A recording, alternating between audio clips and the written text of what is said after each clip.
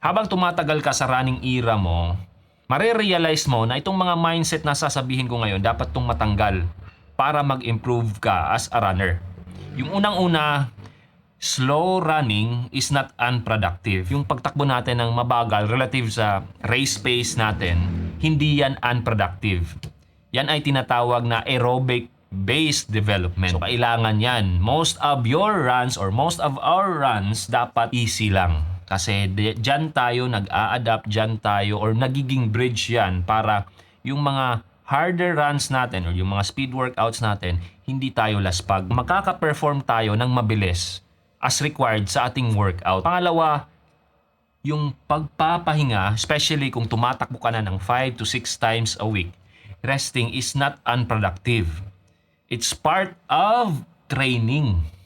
Kailangan mo yan. Kasi dyan tayo nag-a-absorb sa stimulus na nagagawa natin habang tumatakbo tayo. Sa ating pagpapahinga, dyan tayo lumalakas. Hindi tayo lumalakas sa mismong pagtakbo natin.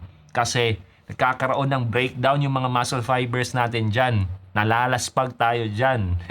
So, ang actual na pagkakaroon ng adaptation, paglakas natin is dun sa pahinga. Kaya kung mapapansin nyo, yung mga professional, yung mga elite athletes, importante sa kanila yung pagpapahinga. Pangatlo is yung pagkakaroon natin ng mindset na kailangan meron tayong hero workout. Yung laspagan talaga, kailangan i-push yung sarili. I'm not saying na hindi tayo kailangan magkaroon ng talagang hard session. Hindi ko sinasabing ganon. Pero yung mindset natin na yung isang hero workout mo, yung magpapalakas sa'yo, hindi yun. Actually, yung magpapalakas sa'yo is yung consistency sa ilang buwan mong pagtitraining. Hindi yung iisang week lang, hindi yung iisang araw lang.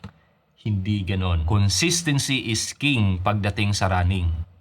Diyan mo makikita yung mga ilang years na sa pagtakbo na mapapansin mo, napaka-consistent nila. Hindi yung tumakbo lang ng 4 na araw ngayong week, the next week, iisang araw na lang, the following week, 3 or 2. Hindi ka consistent kung ganon.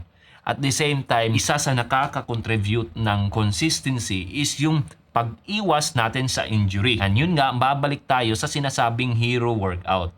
Yung hero workout mo, na masyado mong pinupush yung sarili mo, may tendency na magre-resulta siya sa isang injury to the point na aapekto siya sa pagiging consistent mo. So I hope meron kayong natutunan dito sa mga ilang concept na kailangan nating i-internalize bilang isang tumatakbo na.